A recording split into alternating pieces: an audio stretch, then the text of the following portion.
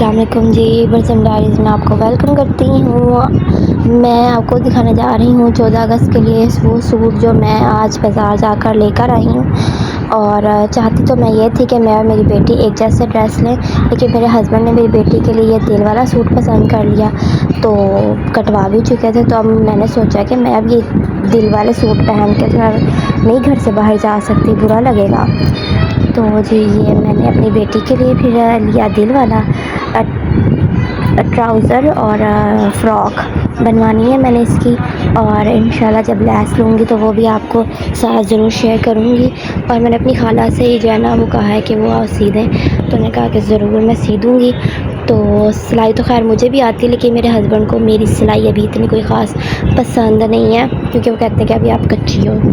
तो जी ये मेरी बेटी का सूट है।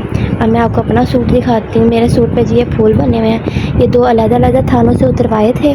और जो वाइट वाली है ये मेरी शलवार होगी, और जो ग्रीन वाली है ये मेरी शर्ट होगी।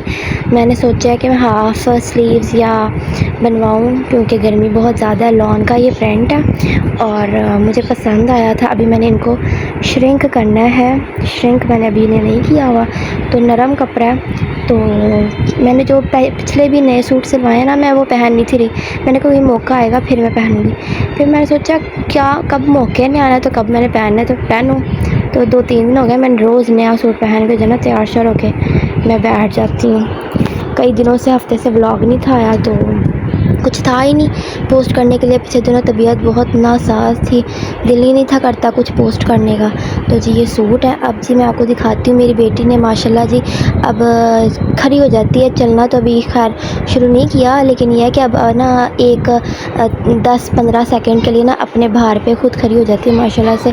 अब वो 10 माह की हो जाएगी इस 12 तारीख़ को। तो ये मैं ना कुछ चीज़ें मंगवाई थी। मैंने कहा कि मैं ये चीज़ें बांटूँगी। मेरी खाला ट्यूशन पढ़ाती हैं, तो मैंने कहा उन्हीं के बच्चों को जो है ना ये मैं चीज़ें बांट दूँगी। पहले सोचा चने और मखाने बांटूँ, फिर मेरे हस्बैंड कहते हैं कि मखाने बच्चे नहीं खाते, ज़ाया होंगे। तो फिर ये जी मैंने चॉकलेट वाले बिस्किट मंगवाए। इसका चॉकलेट की फिलिंग है।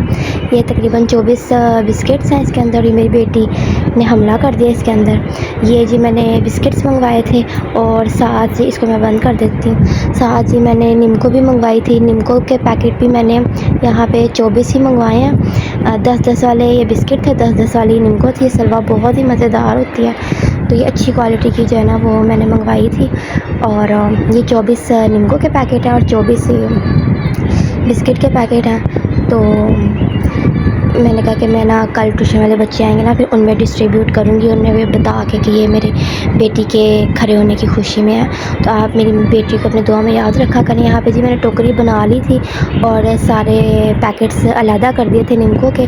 और यहाँ पे जी मैंने पैसे भी रख लिए थे, जो कि मैंने चेंज लेने थे 10-10 के, क्योंकि मैं चाह रही थी कि मैं इन बिस्किट्स के साथ जो है ना वो 10-10 के रुपए भी जो है ना बच्चों में शेयर बांटूँ। 10-10 के रुपए और साथ बिस्किट और निम्को का एक जो है ना वो भी मैं डिस्ट्रीब्यूट करूँ बच्चों में।